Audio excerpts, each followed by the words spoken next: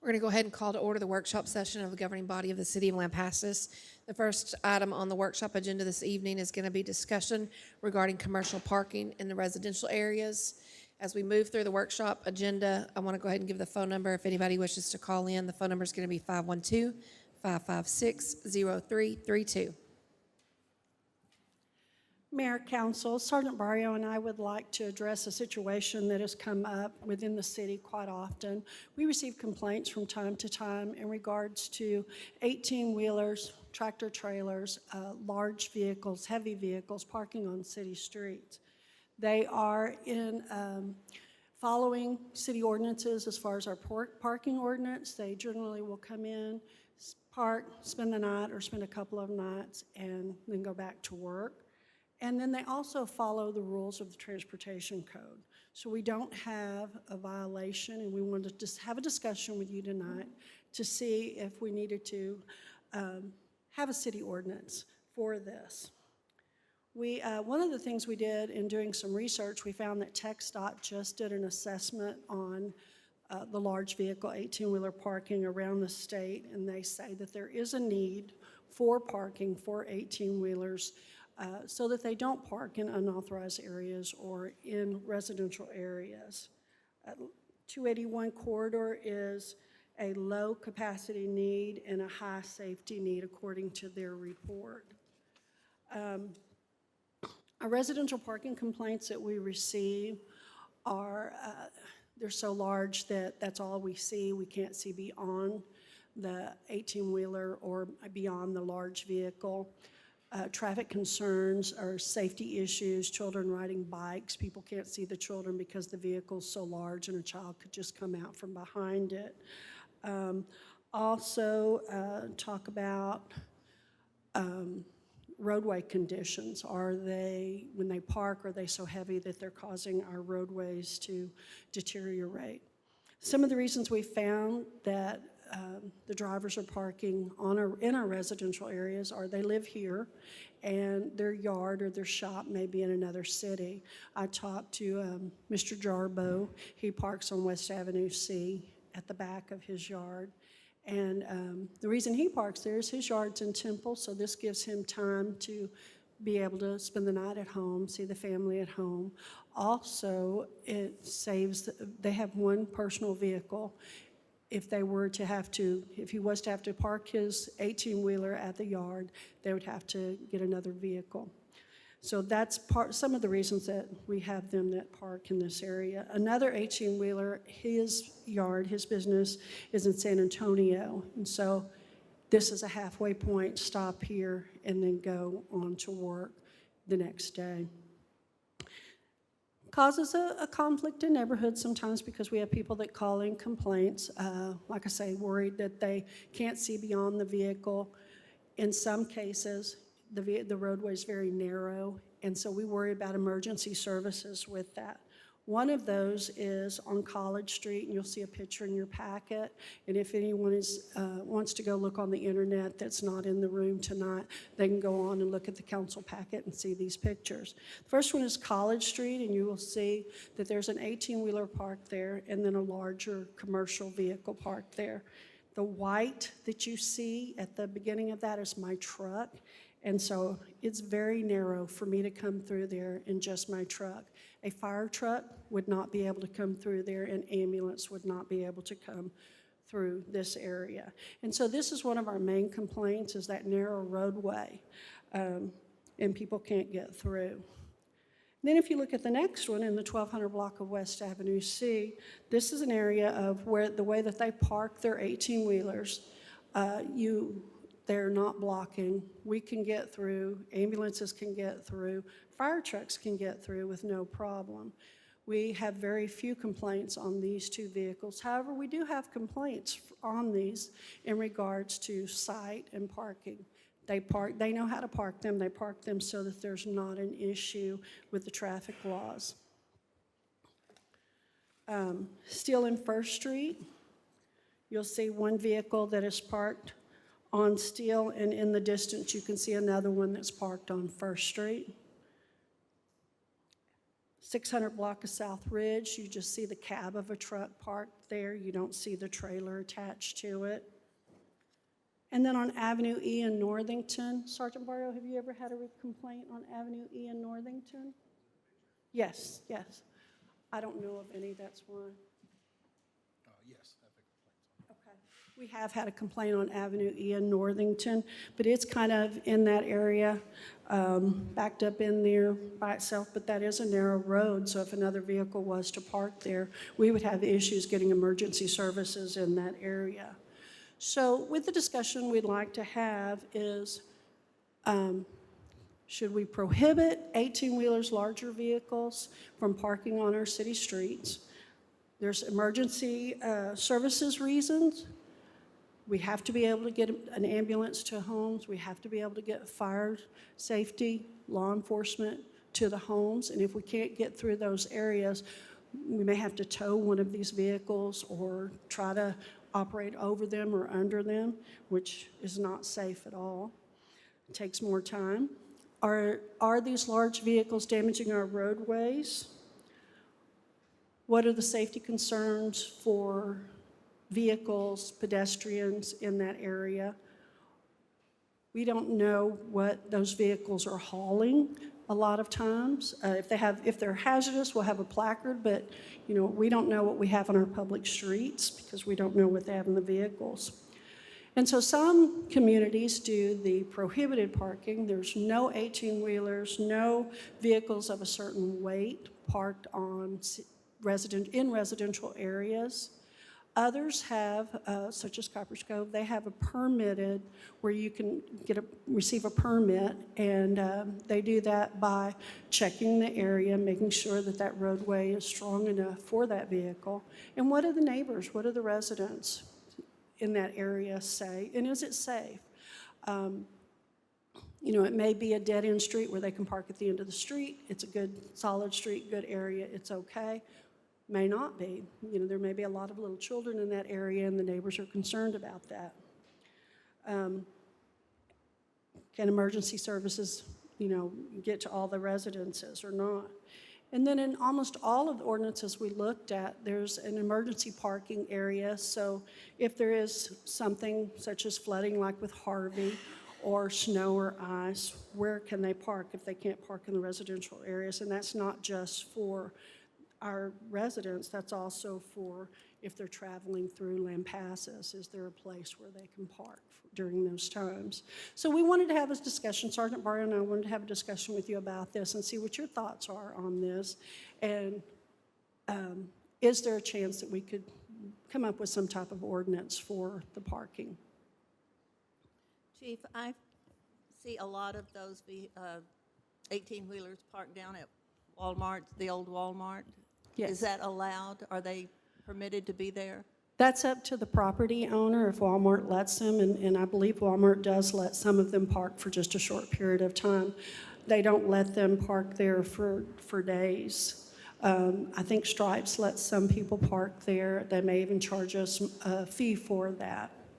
Well, that's what I was going to mention. Over in Cove and other larger cities, there are designated parking spots for these vehicles.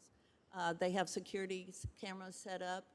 I would think that would be something that these truck owners would be interested in if there was something like that in Lampasas. I don't know of it, though. In the TxDOT study, that is something that they talk about doing.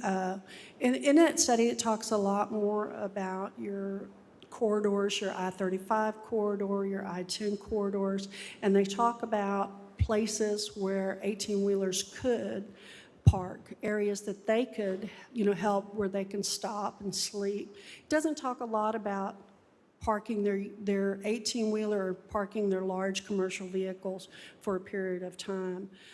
They leave that more for people that want to charge for that. So the permits that are issued, like in Cove, is that the individual pays that, or is it like the company they drive for? Do you know how that works? I don't. I think it's a little bit of both probably, but I don't know exactly who pays for it.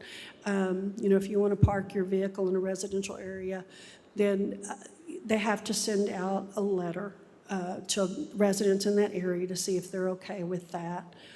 You know, I can see issues with that, because if I don't want someone to park and it's okay with you, then there might be an issue where you tell that person that wants to park or needs to park that, you know, I'm the one that said they couldn't park, didn't want them to park there.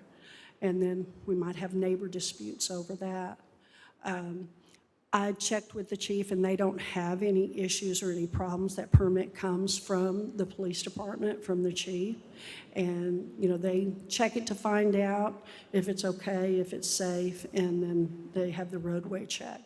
Some other places it's done in the zoning ordinances. Some it's in the regular, normal city ordinances with that as to the parking.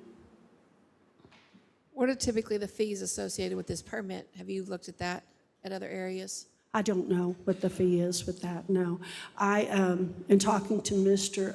Jarbo, he talked about that would have to come if they were to pay a fee, because they stop here and stay at home for the night, that they would have to pay that fee. And he asked that we not make it a large fee. Yeah, but if, the only thing I would be interested in is covering time. If we've got to go Yes. and assess the situation, we've got to, visit with the neighbors, and there is some time involved in that. Yes.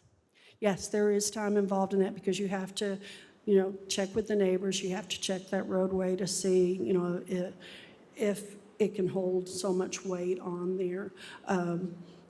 We see both. We see empty vehicles. We see vehicles that are heavy, that are loaded down. And then we also see the concerns with that of, if it's not in a secure area, locked up, cameras, could somebody get into their cargo on one of our streets? And that is a possibility that could happen also with that. So knowing that it's there would be extra patrol with that too. In regards to the streets, Ricky, would you know of any instance where we've had issues with damage to the streets by any of these commercial vehicles? No, I haven't. Like I said, the only complaints we're getting the same where they're getting. Blocking the house, parked in front of the house, hard to get around, unsafe conditions for public safety. But none of the above like you were talking about.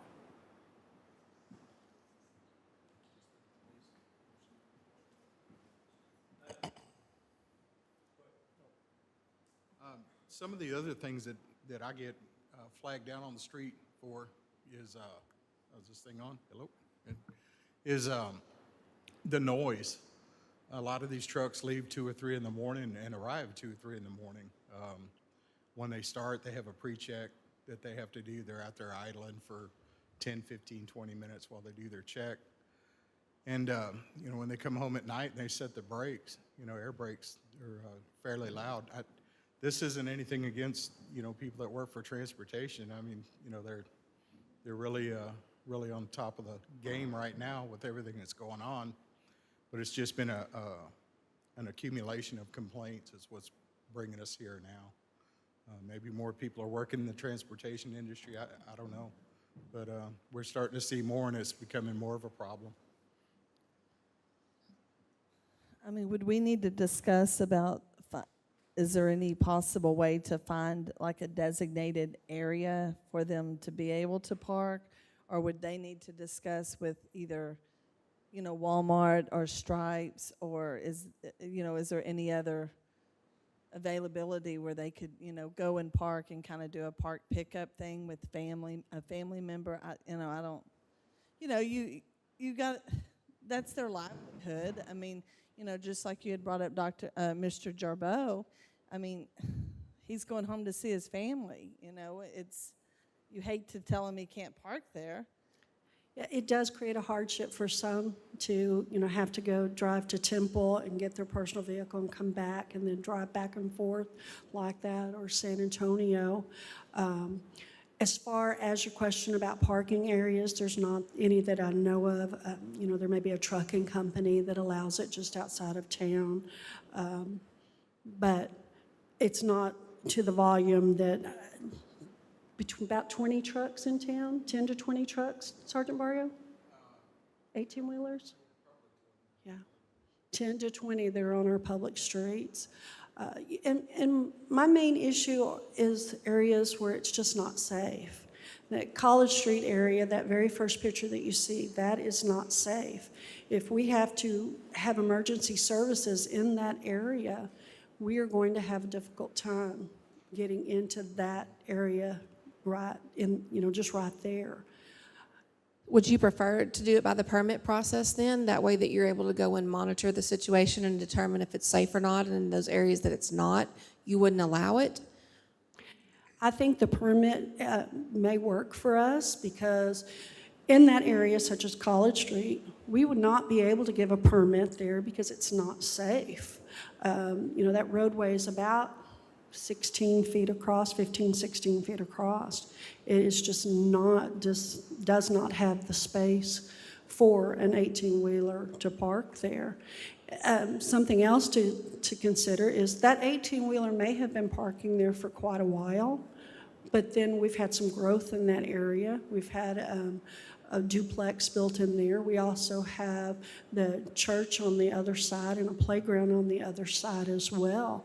So that roadway has the potential to be a busy roadway. Plus we have the church, the House of Forgiveness Church that's on 4th Street, and then the Mission. So you have quite a few vehicles in that area from time to time. You have possibility of children with the playground in that area. So that would be one of those areas that we would have to come back and say, it's too hazardous. We have to consider emergency services. There may be an area, another area in town where someone comes to us and says, I'm the only house on this street. It's a dead-end road. I could park here and I'm not a problem for anyone, and that may get passed with a permit.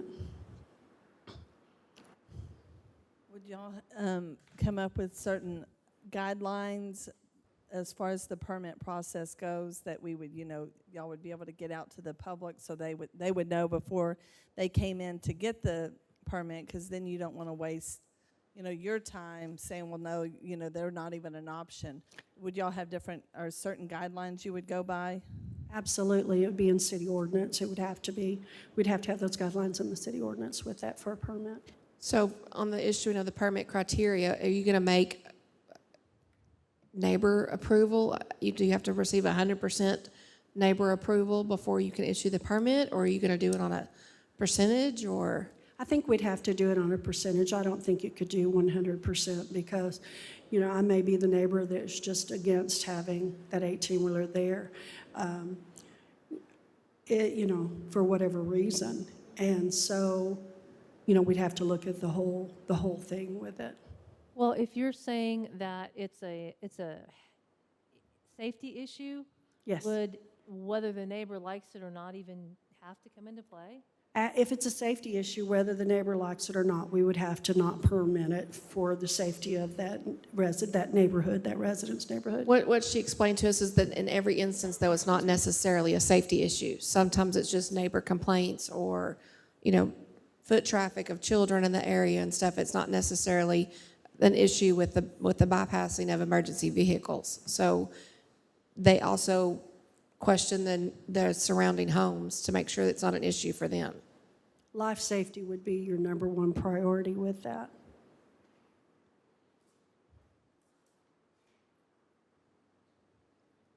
What does council feel? Is there anything that you want her to consider if they went the permit route? I think it needs to be a safety issue, because if they're going to go the permit route, I don't think that just because a neighbor doesn't like it, that people being able to park in front of their own house shouldn't, if it's not a safety issue, it shouldn't, just because the neighbor doesn't like it, it doesn't mean that they couldn't happen. I had a guy probably 8 years ago lived across the street from me and drove a cattle truck. I didn't like having a cattle truck parked 50 feet from my front door from 7 at night till 7 a.m. with cows in it, mind you. So yeah, I disagree. My opinion would state I wouldn't want that in front of my house either. Yeah. And there was nothing to do at the time. Yeah. Just had to deal with it. And that's not pleasant going home every day to a cattle truck. And that would have to be something on the permit process of what do you haul, what is in this. Another issue that Sergeant Barrio has addressed it, the pole trucks. Yeah.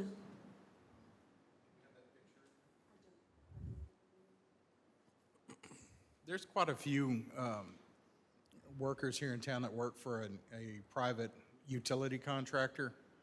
And my understanding is they let them take their trucks home on the weekend. They're these bucket trucks, similar to what the city has. And they're parking them on the street, and they're pushing the outriggers down, which takes up an additional chunk of the street. I don't particularly know why they're doing that. You know, I don't work in the utility business. So I don't Perhaps know. Ricky could offer insight on that. The company they work for makes them lift their buckets at night so they can see if they have a hydraulic leak in the morning. So they put the outriggers down and see if the bucket's gone down. But he's right, the outriggers will tear up the streets. And I know this company, they'll get a park somewhere or a yard they can put the trucks if we don't allow it. It's not going to get them out of work. It's not going to do anything. They'll find somebody to rent a yard from. But if we don't force it, they're not going to rent a yard for them. So I don't know that a bucket truck's the same as a tractor trailer parked in front of my house, but well, the big High Ranger buckets, I would consider them. next big door neighbor commercial. works for Volt. He's got one. There you go. Yeah. The guy's going to work every day Yeah. and coming back, and it's not an 18-wheeler taking up 76 feet of No. the street. And it's a big truck, though. You Yeah. know, it is what it is. But I don't think that's quite the same in my mind, sitting in my living room as an 18-wheeler. This is primarily the reason why I even brought up permit parking, because you have these large vehicles, you have 18 vehicles and 18-wheelers, tractor trailers, then you have the large, heavy vehicles also with that to consider. And so, you know, if you just say prohibited, we would probably have to cover all of, 18-wheelers, heavy, large trucks in the areas, because they're a hazard, they're a safety hazard. And so with permit, we can come back and look at it and see those areas and check them and provide permits for those that can park in an area safely. Are you getting any of the noise complaints based on the time of day? Are those some of the calls that are coming in? Is that 2 o'clock, 3 o'clock in the morning, they're getting air brakes and those sorts of things, or?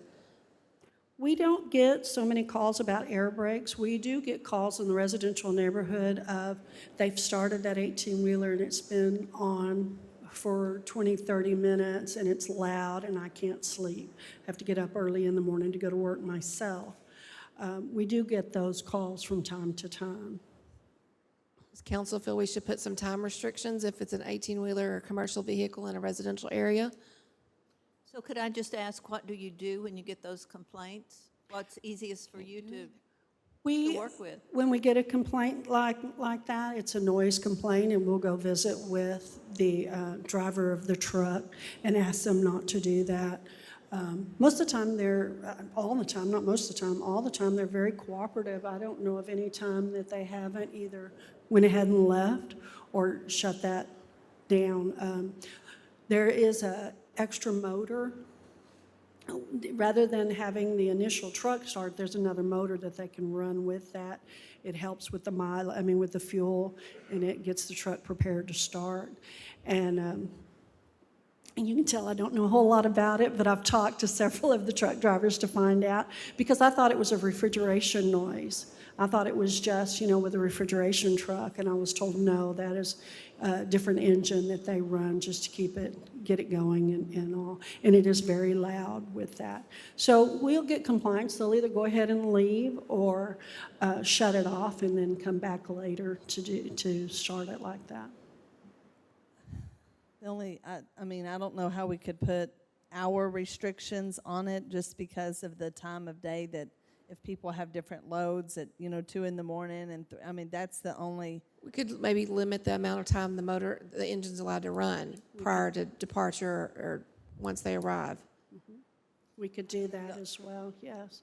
We have, we have our parking ordinance and how long they can park on our roadways. So that's something else we could consider with that. So does council have any direction for staff if they want to look at putting together the permit process and the guidelines and criteria?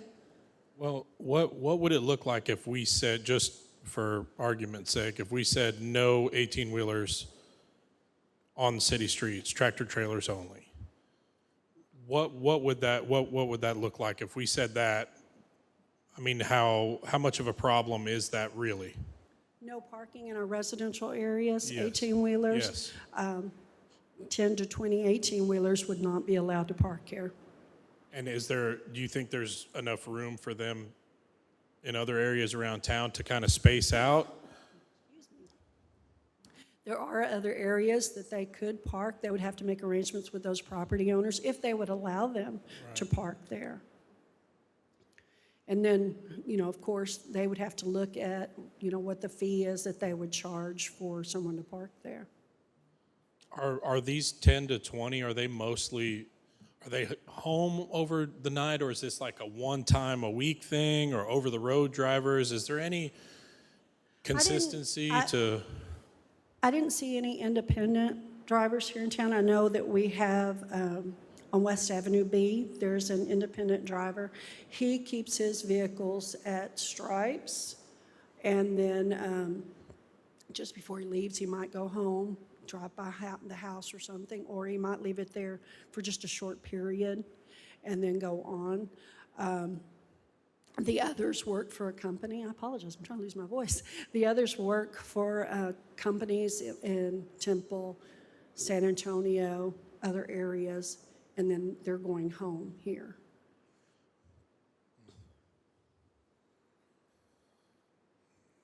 I would be in favor of just looking into the permit at, maybe right now.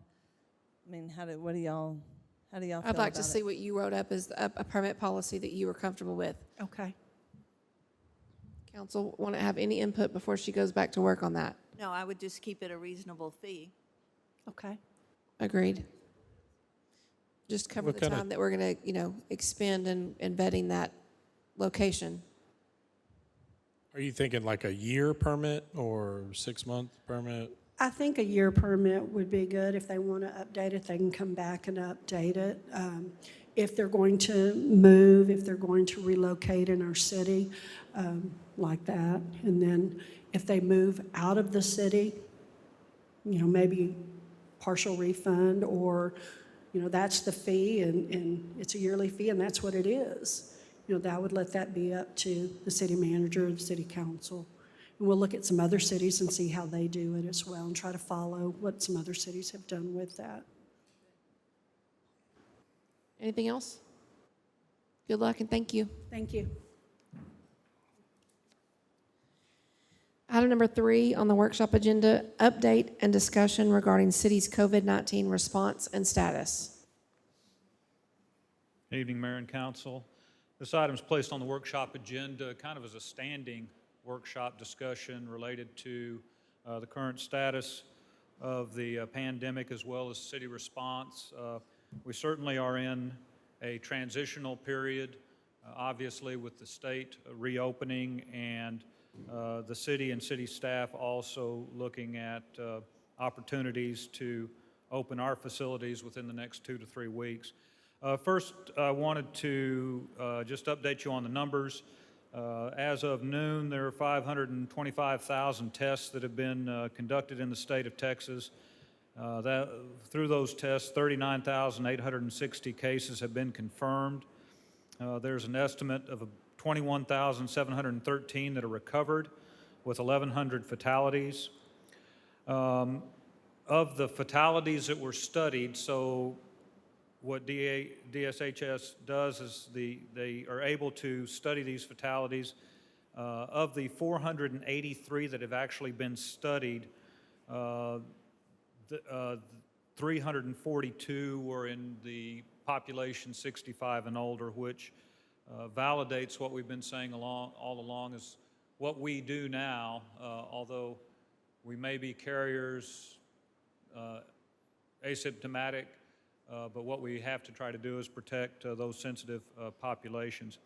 We are also in what is called Trauma Service Area L, which makes up, I believe, 5 or 6 counties, population of which is 490,000 individuals. And currently out of that Trauma Service Area L, there are 9 currently in a hospital. Talk a little bit about opening of city facilities. This is something that staff has been looking at for the last 2 to 3 weeks. Certainly we will have different protocols in terms of entering and conducting business in City Hall. We want to log all the visitors that come in, so in the event that we do have a confirmed case or positive case, we at least have one source of tracking who has been into our facility. We're currently have ordered and will be installed shields along the customer service counters. We want to predicate any opening on the installation of those shields. Monica and Chief Smith are also working to get signage done, not only for City Hall, but the library and other city facilities. We're also taking a look at limiting the number of folks in City Hall. In terms of the time frame on these, we would like to, if we can get the sneeze shields in place, we'd like to look at May 18th to reopen City Hall. Again, this will be on a conditioned basis, a limited number of people, the logging of those visitors, et cetera. In terms of staffing, as council is aware, we have been operating under 2 or 3 goals in our staffing. One is we want to maintain the continuity of services. We don't ever want to jeopardize our ability to deliver services to our residents, albeit they may have to go through the drive-through, they may have to wait for 1 or 2 other trucks to show up because we've segregated our working groups. But the continuity of service is something that I think, particularly in our Public Works Department, has been a primary goal, as well as the safety of our employees. We will begin to look at, in between the 18th and the 26th, really a more normal work schedule for our employees. We will still try to segregate working groups so that we don't have all 6 linemen working on the same job at the same time. If we can have 3 of them do it or 2 of them do it, we'll do that and keep those groups segregated from one another and not mixed during the day. Also wanted to report to you on the recent business assistance activities, and I will sit down and turn it over to Amanda and Yvonne, and probably Chief, if you have anything else to add, or Chief Bailey, if you have anything else to add, we'll do that, and then happy to answer any questions or hear your input and direction. Come on up, Amanda. Yeah. Good evening. I'll be brief, but late last week we expended the funding through the EDC COVID-19 emergency grant. I was very pleased with the amount of businesses we were able to assist. We had over 50 applicants within the 3-week period. We were able to, I believe 54 applied. We were able to assist close to 50 as well. So that met our criteria. If you remember, we approved this through the EDC on April 15th. So it's been available for businesses to apply for the past 3 weeks. Speaking to a lot of the business owners, they are very, very thankful. There were a lot of tears shed, happy tears, and a lot of them had very genuine conversations with me about they were having conversations with each other about possibly not being able to reopen again. And then we came along and helped them out, and I think it's just been overall it's been very, very positive and heartwarming. So I'm glad that we were able to assist this. Some of them also are your true mom and pop businesses that had 2 employees that weren't really able to apply for that federal funding. So this funding that we gave them, that they were awarded, was really all they may get. So I think we had several businesses that were in that category as well. So I was very pleased with that. Most of them reported anywhere from 85 to 100% loss, sales revenue during this time. So as you can see, it's been, it's not we've lost 10% in sales during this time. It was very significant. So anyway, I'm very pleased. I'm thankful that the EDC was on board with this. I thank you all for approving this as well. I think we have a lot of very happy business owners that are sleeping better at night now. So again, I appreciate everyone's help on this, so thank you. And if you have questions for me, let me know. Good evening, Mayor and Council. Excuse me. On the utility side of things, we sent out 53 invitations. So far, we have 32 applicants that have come in. So we are working. Of course, ours is going to be a little bit later to help those people. We just billed cycle 3 through 423, so it'll be the next billing cycle. It's going to take another cycle to get there. But I've got them segregated by route and when we can help them, and we'll let them know. Thank you so much to both of you.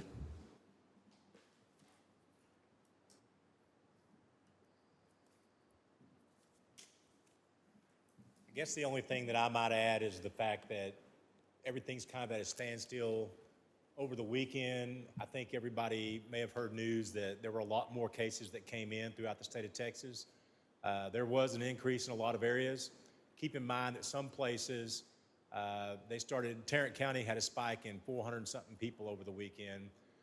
That was attributed to 400-something patients that were in a corrections facility in Tarrant County. I'm not sure if that was all new cases that they found out or if they just finally assigned those cases to them. As far as some other updates, keep in mind that you can go to the city's website. Monica and Christy have done a fabulous job keeping all that updated. Even late this afternoon, we got word of a testing that they're going to do in Lomita. So if somebody wants to be able to drive 5 or 10 minutes and go to Lomita, the information's already up on the website. I sent that over to Monica this afternoon, and she has that posted. So we really have done a pretty good job of keeping everybody informed on this throughout. I should say Monica and Christy are the ones that have done it. So if y'all have any specific questions for me, I'll be glad to ask them at this time.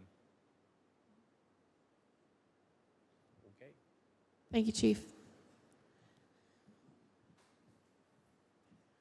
Mayor, Council, we would just like to make sure from the police department that everyone knows that we appreciate everything that has been done for us. We have had an outpouring that has been unreal during this, and it's just reflection on our community and those within our community as to what type of community that we have. Good people that want to take care of one another and make sure that we're all well and we're all safe. And we're going to do that by continue to follow the precautions that have been listed and that we have out. And you can find them on the webpage, city webpage. You can find them on our Facebooks. So that's all. Thank you. Thank you. Anything else, Finley? Does council have any questions about city operations? You want to ask the question you had asked me earlier? You want me to ask that? Has discussion been had amongst yourself and the Parks Director about any of the summer programs, the swimming pool, those sorts of things? I think some of us have received some questions about that. Yes, we have, and in fact, you have an agenda item later to discuss swimming pools, and we'll be able to fill it in on that agenda item, or certainly if you have any questions at this time.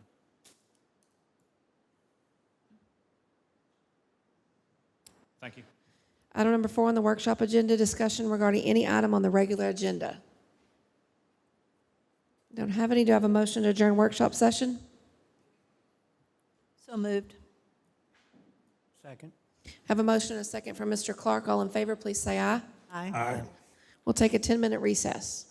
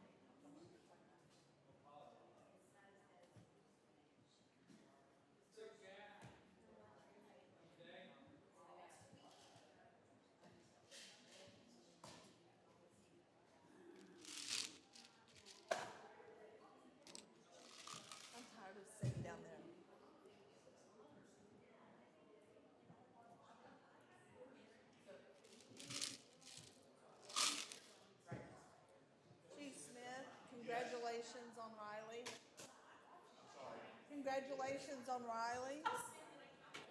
May 23rd. That's awesome. Okay. He gets married. Oh, y'all are gonna go ahead and do it.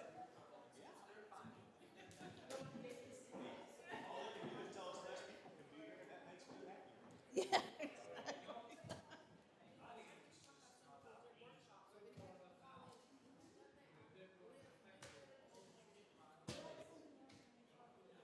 I didn't know that's what she was doing either.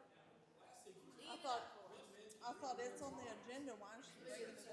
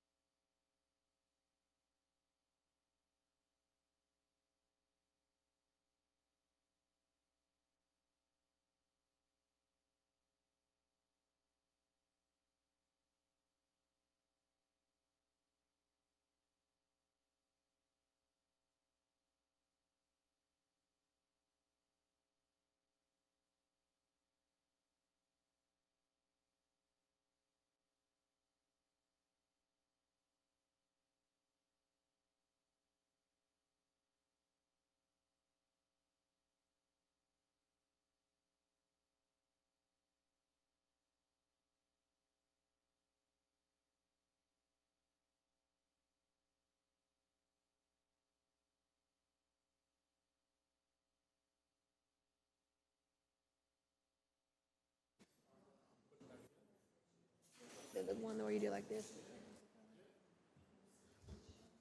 You can call the wreck. Somebody be trying to look at you and fall right off. Ready? All right, so we're going to go ahead and call to order the regular session of the governing body of the city of Lampasas. So at this time, if you would all please rise, and Chief Bailey, if you would please lead us in invocation. Please join me in prayer. Heavenly Father, we come to you tonight, ask for your guidance and your direction as we always follow you, Lord. Father, we ask that you heal those that are ill and that you provide a cure for the virus that is taking so many lives and affecting so many lives, Lord. Father, we thank you for all that you provide to us and give to us. See that we all make it home safely after our meeting tonight, Lord. In Jesus' name we pray. Amen.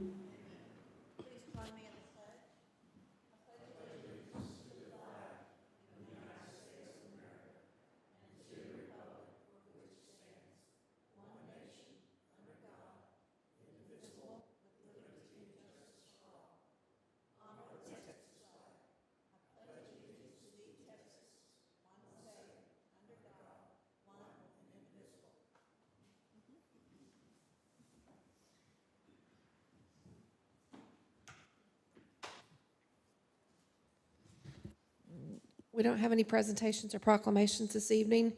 Item 1.1 under public hearing, citizens' comments. Any citizen who desires to address the city council on a matter not included on the agenda may do so at this time. The city council may not deliberate on items presented under this agenda item. At this time, I'll once again provide the phone number to call in. It's going to be 512-556-0332. We have any citizen who wishes to comment on an item not on the agenda? Item 1.2, citizens' comments. Any citizen who desires to address the city council on a matter that is included on the agenda may do so at this time. Is there anyone who wishes to speak on an item that is included on the agenda? Moving right along, 2.0, minutes. 2.1, discussion and possible action concerning approval of minutes of the regular meeting on April 27th, 2020. I didn't see any mistakes. I would move to approve those minutes. Second. I have a motion and a second. All in favor, please say aye. Aye. That is unanimous. 3.0 consent agenda. 3.1 discussion and possible action regarding purchases and charges in excess of $4,000 from April 1st, 2020 to April 30th, 2020. I have a motion to approve the consent agenda. So moved. Second. I have a motion and a second from Mr. Williamson. All in favor, please say aye. Aye. It's unanimous. No board and department reports this evening. 5.0 routine matters. 5.1 city manager's operational report. Mayor and Council, just a few brief comments. I think I delivered an email to you regarding a possible wheeling agreement with Kempner Water Supply Corp. This is an agreement that would allow us basically to either net meter or sell our water back to Kempner because of the fact that they will have to install a line directly from the Georgetown tank to their pump station. They currently have about 30 customers just east of the city limits. They are being served on a 6-inch line from Kempner through a inline pump station. TCEQ is trying to get rid of all inline pump stations and requiring them to be served out of ground storage, which in this case would be the Georgetown tank. We have discussed this with Jason Jones, who is actually consulting with Kempner for this project, as well as Graves Doherty, who is also putting together a fairly brief wheeling agreement that we would have with Kempner. Staffing notes, we wanted to inform council of a couple of changes. One is we've taken the title of interim away from Mr. Roy's title. He is now the assistant city manager. We're pleased with his leadership, not only in the public works area, but on the development team and also through some facility management. We also wanted to announce that we will transition Mike Blair into a civil inspector, which would also incorporate some project management. Some of you have some knowledge of Mike and his ability to work a project, and I think Councilman White has had some front yard discussion with Mike in that very role. So we're pleased with that, with the increase in city projects as well as developer-related projects. We think that'll give us a very appropriate focus for the city's infrastructure. Brandon Kepler, although he has been supervising crews, he will take over the title of utility supervisor. We are not creating any new jobs or any holes to fill at a later time as a result of these changes. I also wanted to let you know that we're pleased to announce, and if circumstances were different, we would have Justin up here, but Justin McDonald has achieved the grade of journeyman line worker, and that is that's another great step in a great profession for somebody in our workforce. On the development side, we've talked about this briefly among staff, but Frank Elet reports that his activity really hasn't slowed down at all. He's continuing to not only conduct inspections, but also consult with business owners and builders and homeowners about development. We also wanted to let you know that we still have, interest in lots in our business park, and hopefully that will push that project forward.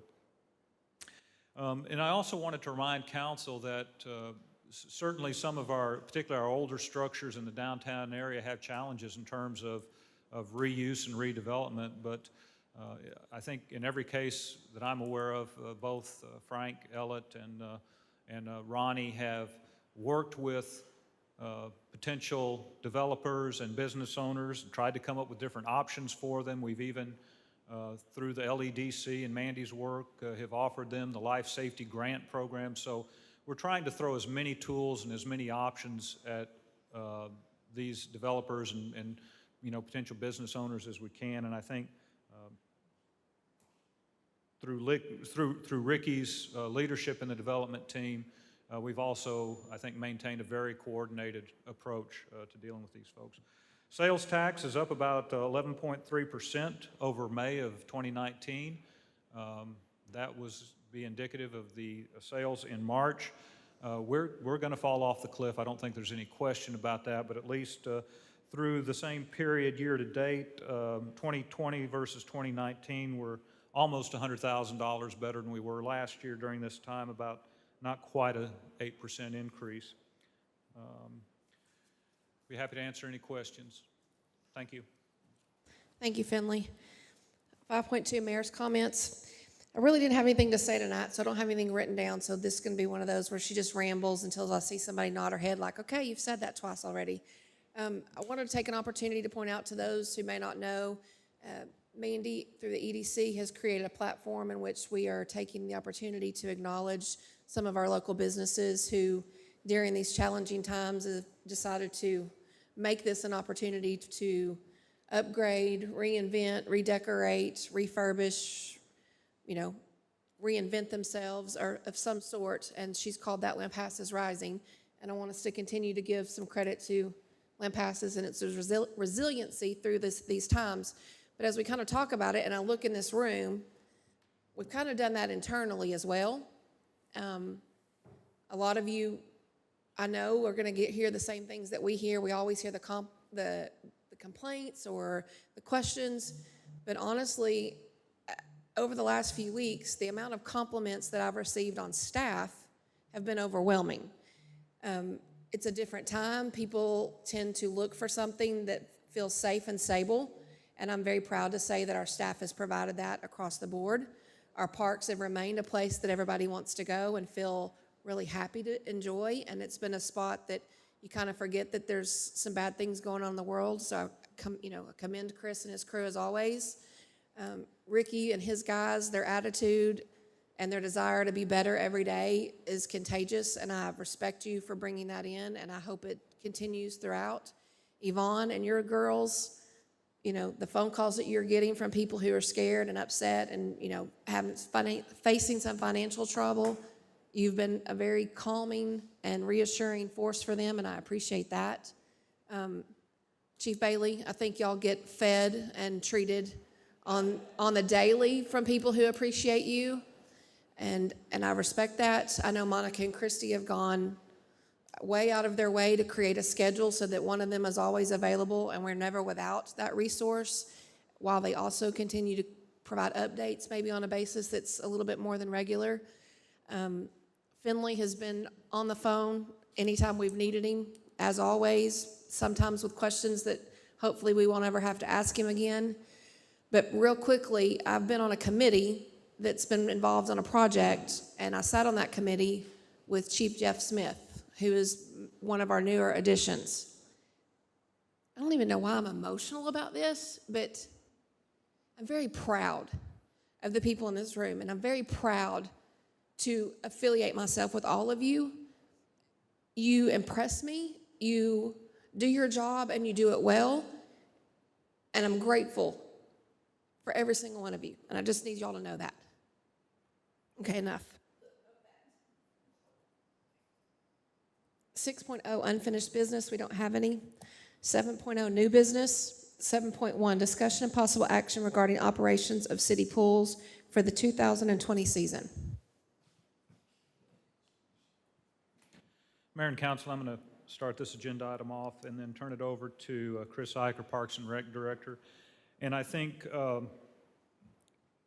what I wanted to mention is that I did get an inquiry from a councilman about, what are other towns doing? And I think first and foremost, we want to make sure we do what we can and what's in the best interest for Lampasas, sometimes regardless of what other towns are doing. But it is an obvious question, and just to let you know, just a very brief rundown of other communities. Certainly it's not all inclusive, but the ones that I could get information on.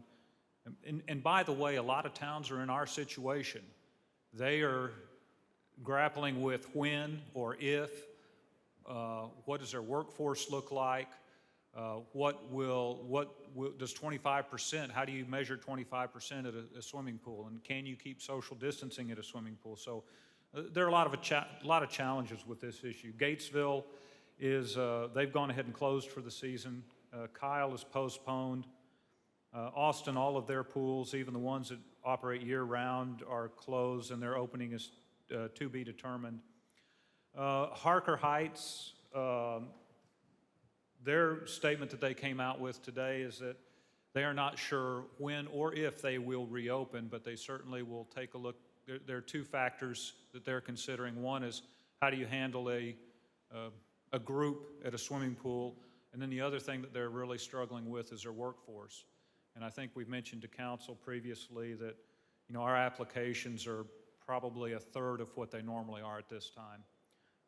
And then Cove, they are planning to meet about restrictions, modifications, how they actually, what procedures they need to follow. So I guess the bottom line message is that there are many, many other communities in Central Texas and in fact across the nation that are trying to figure this puzzle out. But with that, I'll turn it over to Chris. Good evening, Mayor and Council. I think the short version of a long story is public safety has been and will be our #1 priority, whatever it takes to get to that. Being able to maintain social distancing at those public pools is going to be virtually impossible. I don't know how we'll pull that off. Currently, it usually takes us about 32 seasonal employees to run both pools for a full season. We don't have that many applicants, and we've run these advertisements twice. I don't know how we would get the staffing. Maybe y'all have got some high schoolers or college kids that you could call and coerce them, but my recommendation at this time would certainly be to keep them locked. The numbers are on the rise. People talk about tens of thousands of lives being lost. My number is 1. I don't want to ever look back and think that my negligence on any part had anything to do with one of those fatalities from COVID-19. Not one of them. I'm anxious to hear what council's recommendations are and your deliberations about opening the pools or not opening the pools or whatever it would be. Hannah Pool, we don't have enough applicants right now. If we wanted to open it, we wouldn't have the staffing to do so. Hancock Pool, we could run Hancock Pool with about a dozen seasonal employees plus our regular staff and very minimal maintenance. I meant Hancock, not Hannah. Hannah is, if you wanted to open Memorial Day weekend, it could not happen at Hannah Pool. We could open Hancock Memorial Weekend if that's what you choose to do. But I'm anxious to hear y'all's recommendations and what you want to see. Chris, how would you maintain social distancing at Hancock Pool? It wouldn't be about social distancing, it would be about staffing. I think social distancing is virtually impossible. I don't think we can do it at either pool.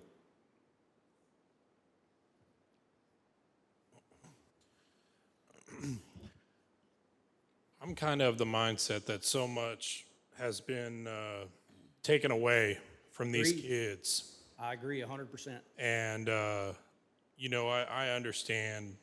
We all know what COVID-19 is. Yep. Every one of us, everybody in our surrounding community and surrounding planet, everybody knows. It's not our job to maintain and police social distancing. It's everybody's job. Absolutely. I don't think that we should put it on the city that it's our job to maintain and make sure that every single child is social distancing at a swimming pool. I think that we should, if we limit our staff, we certainly don't need as many employees, right? I mean, like if we limit our capacity. That's not necessarily true for Hannah Pool because we have to rotate guards. They can only be on stand for so long, They can't just be on stand all day long. So, yeah, we would still need quite a bit of staffing. Right, but Even with reduced numbers. would we still need the same amount? Pretty close. Okay. If we're going to run both pools. Well, that's, I'm of the mindset that we limit the capacity, and if we only open one pool, that would be fine, but I don't think that we close them for the season, no.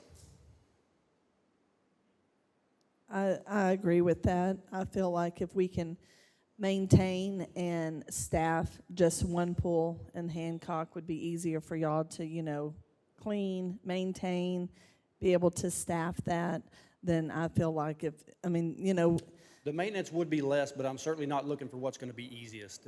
I'm not saying these things because it's going to be easier. Right. No, Maintenance would certainly be less, yeah. okay. Staffing is less at Hancock, At correct? Hancock. Yes. We could have a pool season at Hancock with about a dozen employees. Okay. Do you think if we put that out there, do you think maybe the less applicants is because of the unknown of it being open? So if we say, okay, we're going to open Hancock, we would have more applicants? I don't think so. I think we've had our return guards contact their friends and their friends' friends and let them know that, we're looking at possibly having a regular swim season, and we're just not getting applications. I don't know if it's because a lot of the kids are, I say kids, a lot of the staff is college students, and I think there's a lot of unknowns there. They don't know if or when they're going back to school, and I feel like some of them don't want to obligate themselves and then be caught in the middle, so.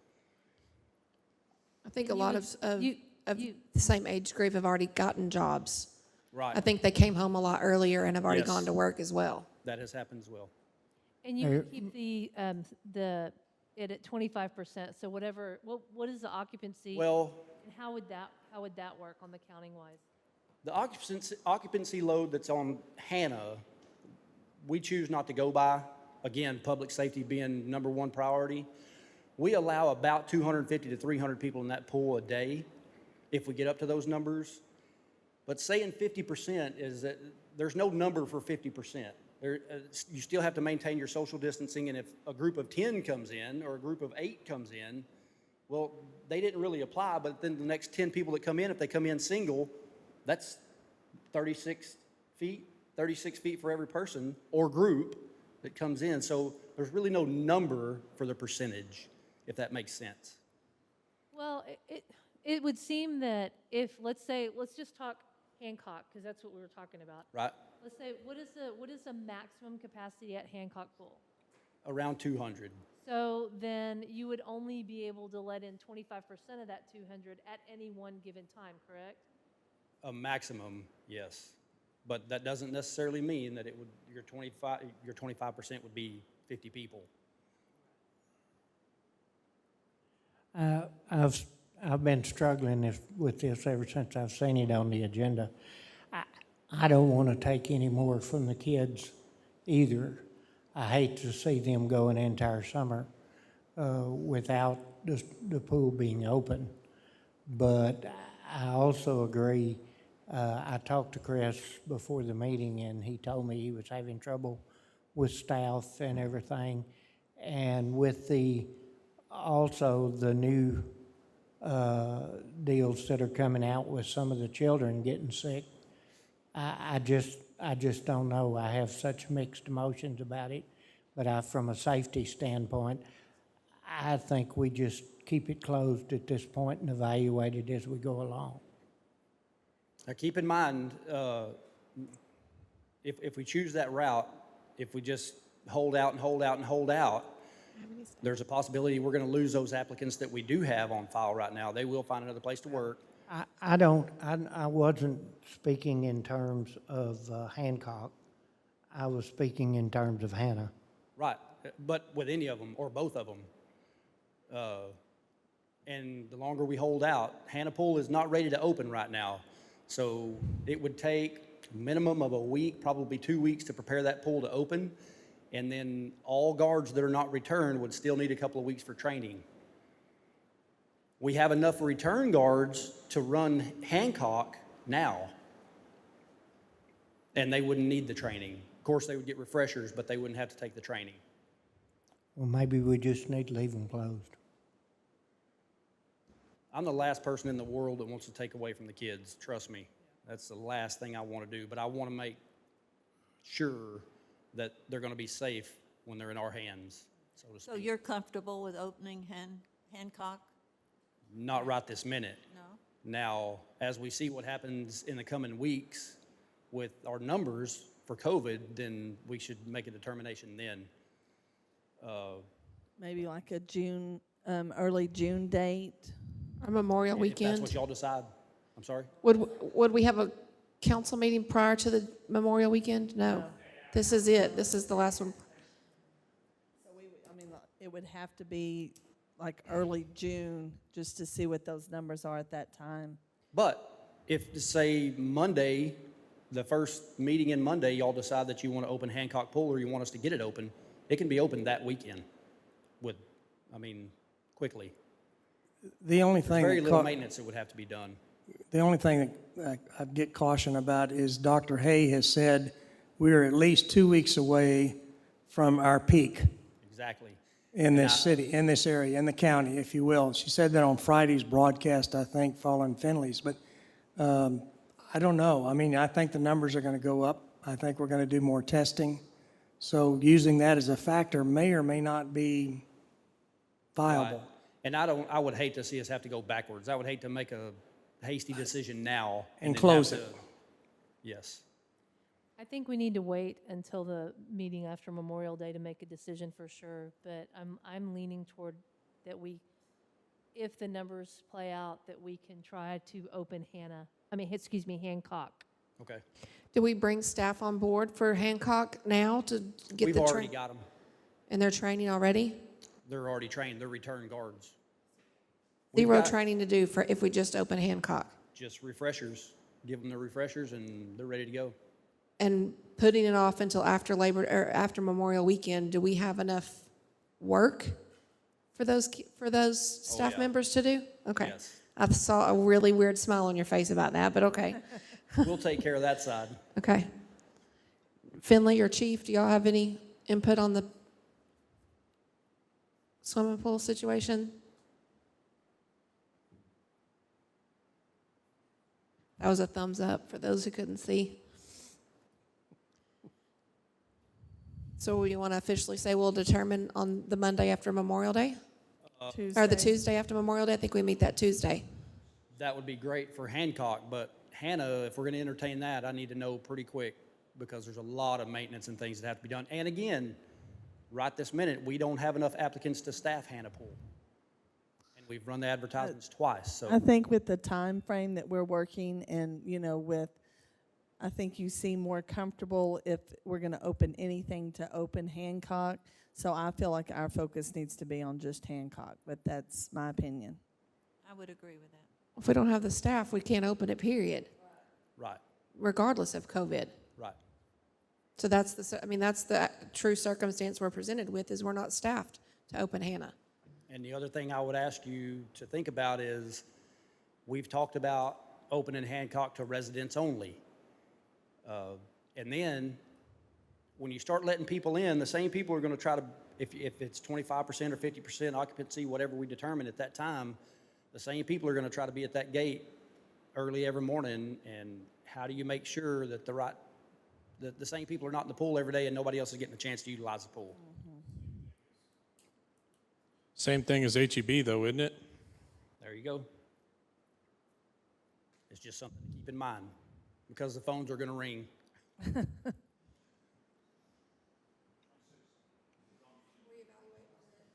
Reevaluate and make a determination on the 26th. Can I have one more question? Yes, sir. Mr. Clark has another question. Just one more.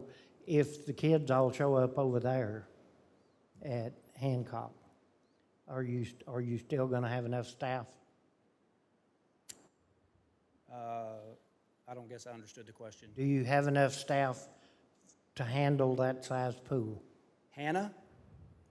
No, Hancock. Hancock, Hancock, Yes. yes. Yes. Yes, even with the kids? yes. Okay. Any other questions? You have anything else for us that you need to know? That's it. Okay. Thank you, sir. Thank you. Item 7.2, discussion of possible action regarding the Monday, May 25th, 2020 City Council meeting to Tuesday, May 26th, 2020, due to the Memorial Day holiday. I'd make a motion to move the Monday meeting to Tuesday, the 26th. I'll second. I have a motion and a second. All in favor, please say aye. Aye. It's unanimous. 7.3, discussion of possible action regarding commercial parking in residential areas. Mayor, council, after discussion during workshop, I have your direction, a permit ordinance with limited fee as to the actual cost of what it would take to offer that permit. Councilman White, Sergeant Barrio, before he left, mentioned that we could write in the ordinance to not have their tractor part, their trailer part, I'm sorry. We could park the tractor, but the trailer part not. So we could look at that also and see, what we would need to do with that also. I'm in favor of that idea as well. Yeah. Okay. Okay, thank you. Thank you, Chief. Item 7.4, select and announce a possible winner of the website photo contest. If you'll look on over to page 43, I believe we have 2 entries. Would anyone like to make a motion? I move for entry 1. I'll second. I have a motion and a second for entry number 1. All in favor, please say aye. Aye. That is unanimous.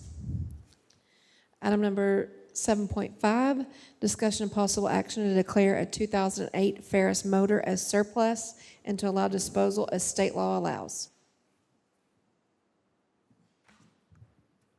As y'all can see, Mayor and Council, it's just an old Ferris lawnmower. We'd like to put it on Gov Deals or wherever. It's a lot of maintenance, and it's just time to go. Any questions? I'll move. I have a motion from Mr. Clark, Second. second from Mr. White. All in favor, please say aye. Aye. That Thank is you. unanimous. Thank you. Item 7.6, discussion and possible action regarding depository services contract for a financial institution to serve as the bank depository for the city of Lampasas for a 3-year period beginning July 1st, 2020 through June 30th, 2023. Good evening, Mayor and Council. This is a request for bid that we went out for our depository services for our bank. We did send out 5 bid packets to different local banks, received 1 back from Bancorp South, who we use right now, and just asking for their approval for that depository. Make a motion to approve Bancorp for a 3-year contract. Second. I have a motion and a second. Any discussion or question? All in favor, please say aye. Aye. That is unanimous. Thank you, Yvonne. Item 7.7, discussion and possible action regarding the award of a bid to QA Construction, Inc. for West Avenue E roadway and drainage improvements in an amount not to exceed $677,350. As you can see, Mayor and Council, is the Avenue E project for drainage, curb and gutter, asphalt in the road. I'd like y'all to consider a motion to award the bid to QA Construction for the West Avenue E roadway and drainage improvements in the amount of not to exceed $677,000. It's supposed to, the contract says about a 9-month job, but it won't be that long. But that's what's in the contract. And once this moves forward, we'll meet with them, give you more information. I have a motion from council. Yes, I'll make a motion to approve that. Second. Motion is second. Any questions or comments? Have we used Q&A? Okay, I didn't know if we had ever used them or not. No, but Ackerman looked into them. You know, I think they did some work for City of Cedar Park. They did some work for Dripping Springs. He contacted all those people, said they'd use them again. I do have a motion and a second. All in favor, please say aye. Aye. That's unanimous, and I'd like to finish with it's about time. Thank you. Item 7.8, discussion of possible action regarding specific emergency orders related to COVID-19 pandemic. Mayor and Council, this was placed on the agenda as a placeholder in the event council. Wanted to have any specific or formal direction based on discussion tonight and workshop, et cetera. We don't believe that there is any. However, if there is, you can address it at this time. I don't believe there is any. Item 7.9, discussion of possible action regarding hot fund request by the Spring Hoe Committee in the amount of $5,000 for the annual Spring Hoe Festival, July 6, 2020 through July 12, 2020. Good evening. I'm Jackie Lindeman. I have the great fortune of being committee chair for the Spring Hoe Festival this year. We are hopeful that we might be able to host some of the events that we've planned for the 2020 Spring Hoe Festival. We're requesting hot funds in the amount of $5,000 to help us with the cost of advertising for the festival. We have our hotels listed in our brochures that are distributed locally and in other chambers within our area. We will advertise on radio stations in Waco, Marble Falls, and here locally. We also advertise in the Hill Country Current and also in our Lampasas Visitor's Guide. Any Recommend approval. Second. I have a motion and a second. Any questions from council? Good luck. Thank you. I did understand, Jackie, that you were waiting for the governor to make an announcement today before you decided. How did that go? We're still just on hold right now. We canceled our April meeting. We met the first Monday in May, and basically just decided that we needed to still be on hold. We're waiting. We'll meet again on Monday, the 18th, and go from there. We have some deadlines that we will have to decide on certain events, like the concert. We have money that we owe, payments that we need to decide whether we're going to be able to move forward or not. But we still are hopeful that we'll get to do some things. May have to modify, and we'll just have to, we're still just waiting. I'm sure we'll have to wait. We'll have to be working with y'all for sure and get together on event by event. That was going to be my next comment, is if Chief Smith and Chief Bailey could make themselves available to the Spring Hoe Committee for questions they have in regards to their event planning, I would appreciate that as well. That would be appreciated by us as well, too. Thank you. I currently have a motion and a second. Any more questions or comments? All in favor, please say aye. Aye. It is unanimous. Thank you. Thank you. At this time, do I have a motion to adjourn into executive session? So moved. Second. A motion and a second. All in favor, please say aye. Aye. The City Council of the City of Lampasas, Texas will meet in closed executive session pursuant to the Texas Government Code, Chapter 551 as follows. Section 551.074, Personnel Matters, to deliberate the appointment, employment, evaluation, reassignment, duties of city manager, and other personnel matters as allowed by Texas Government Code, Chapter 551.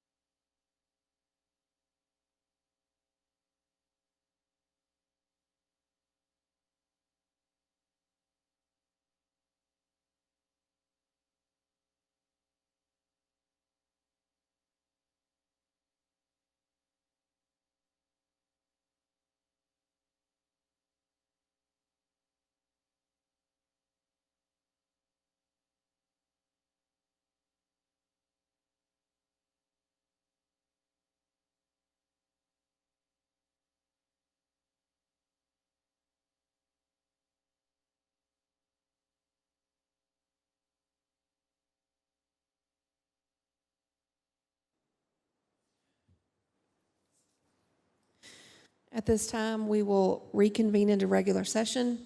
Item 9.0, action items on executive session. 9.1, discussion of possible actions concerning items posted and discussed by council in executive session.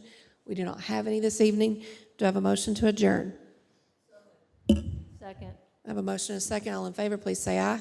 Aye. Thank you.